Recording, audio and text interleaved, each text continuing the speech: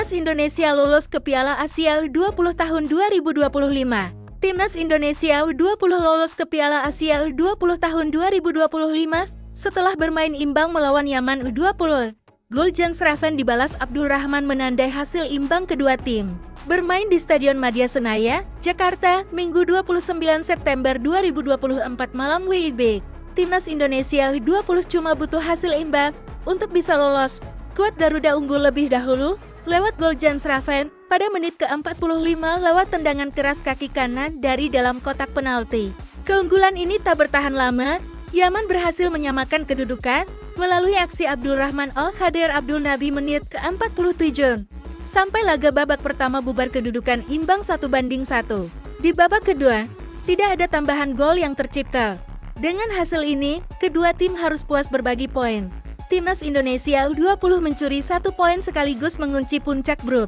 Timnas Indonesia U20 lolos ke Piala Asia U20 tahun 2025 sebagai juara grup F dengan 7 poin dari 2 kemenangan dan 1 hasil imbang. Skuad Garuda Nusantara mengoleksi jumlah poin yang sama dari Yaman, namun unggul dalam selisih gol.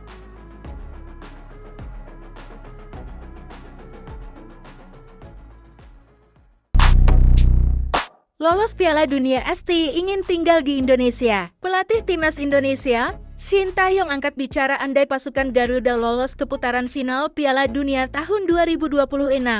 Timnas Indonesia masih on the track untuk meraih mimpinya lolos ke putaran final Piala Dunia tahun 2026. Saat ini pasukan Garuda telah menjalani 2 laga kualifikasi Piala Dunia 2026 putaran ketiga dengan hasil 2 kali imbang. Pelatih Timnas Indonesia, Shin Tae-yong kembali menegaskan bila dirinya menginginkan target realistis yakni berada di peringkat 3 atau 4. Kemudian Timnas Indonesia lolos ke Piala Dunia tahun 2026 melalui putaran keempat. Shin Tae-yong tak ingin membebani pemainnya dengan target yang tak realistis, sehingga ia selalu mengatakan bila target Timnas Indonesia adalah mengunci peringkat 3 atau 4. Saya berpikir jika Anda mengatur target dan melakukan yang terbaik, mimpi Anda akan terwujud, kata Shin Tae-yong dilansir dari media Korea. Plus, saya tak ingin membebani pemain dengan mengatakan hal-hal tak realistis. Jadi saya mengatur target untuk peringkat 3 atau 4, tambahnya. Selanjutnya, Timnas Indonesia akan menjalani 2 laga away melawan Bahrain dan China pada 10 dan 15 Oktober mendatang. 2 kemenangan bisa memudahkan langkah Timnas Indonesia lolos. Ketum PSSI Erick Thohir sendiri pernah menyinggung bahwa Timnas Indonesia perlu 15 poin untuk bisa lolos langsung ke Piala Dunia tahun 2026. Shin Tae-yong pun berandai-andai jika dirinya berhasil membawa Timnas Indonesia lolos ke Piala Dunia tahun 2026. Ia mengatakan akan mempertimbangkan hidup di Indonesia seumur hidupnya. Saya mungkin akan hidup di Indonesia seumur hidup saya, ujarnya sambil tersenyum. Hidup di Indonesia sangat menyenangkan, tambahnya.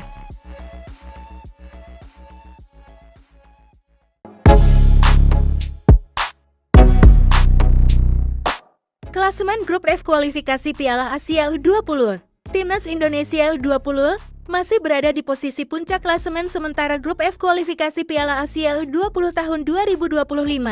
Timnas Indonesia U20 sudah menjalani 2 pertandingan sejauh ini.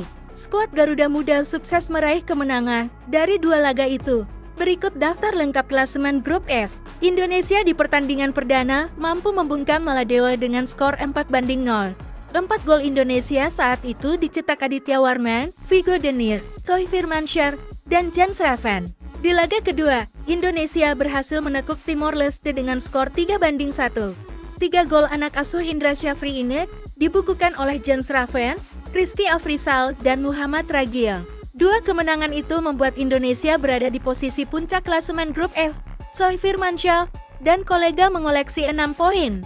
Jumlah poin tersebut sebenarnya sama dengan Yaman yang juga meraih 2 kemenangan. Namun, Indonesia lebih berhak berada di posisi puncak lantaran unggul produktivitas gol tambah 6 berbanding tambah 5. Di laga terakhir Grup F, Indonesia akan bertemu Yaman.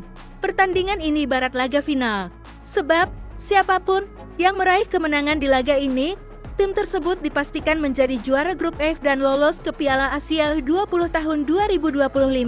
Sementara tim yang finish di posisi runner-up masih berpeluang meraih tiket Piala Asia U20. Syaratnya, tim tersebut harus menjadi 5 runner-up terbaik dari 10 grup yang ada.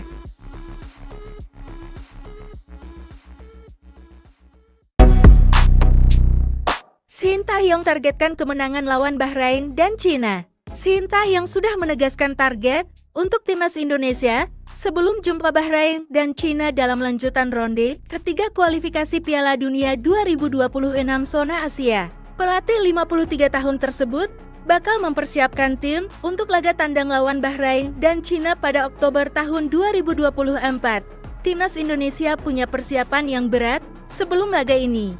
Pasalnya, timnas Indonesia harus melakoni perjalanan jauh sebelum main untuk dua negara tersebut. Usai lawan Bahrain, timnas Indonesia bakal terbang ke Cina. Selain itu, jadwal pertandingan hanya terpaut 5 hari saja. Meski begitu, Shin Tae-yong menegaskan targetnya untuk laga ini. Pelatih asal Korea Selatan tersebut ingin mewujudkan mimpi para pemain. Namun, dirinya juga tak ingin membebani para pemain. Dirinya menegaskan bahwa targetnya adalah menembus ronde keempat babak kualifikasi. Saya pikir, jika Anda menetapkan tujuan dan melakukan yang terbaik, ujar Shin Tae-yong dilansir dari NAT.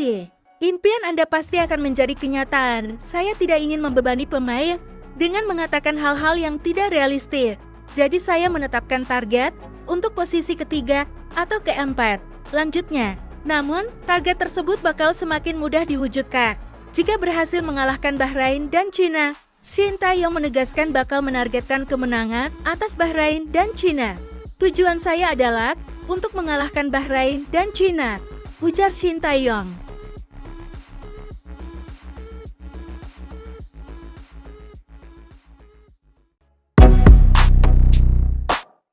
Shin Tae-yong berburu pemain demi lolos Piala Dunia. Shin Tae-yong menyaksikan laga Liga 1 dari satu pertandingan ke pertandingan lain. Pelatih 53 tahun itu menegaskan tak menutup kemungkinan memanggil pemain baru dari Liga 1 untuk memperkuat timnas Indonesia. Pastinya akan dipantau terus untuk Liga 1 dan jika ada pemain baru yang bagus, pintu timnas Indonesia selalu terbuka.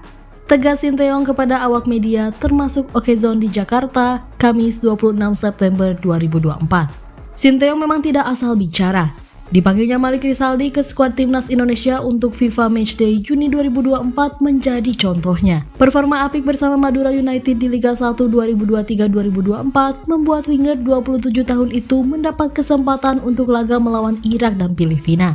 Namun tak cuma pemain-pemain dari Liga 1 saja. Pelatih asal Korea Selatan itu juga memburu pemain keturunan yang berkarir di luar negeri. Kehadiran pemain-pemain keturunan ini terbukti mendongkrak performa timnas Indonesia.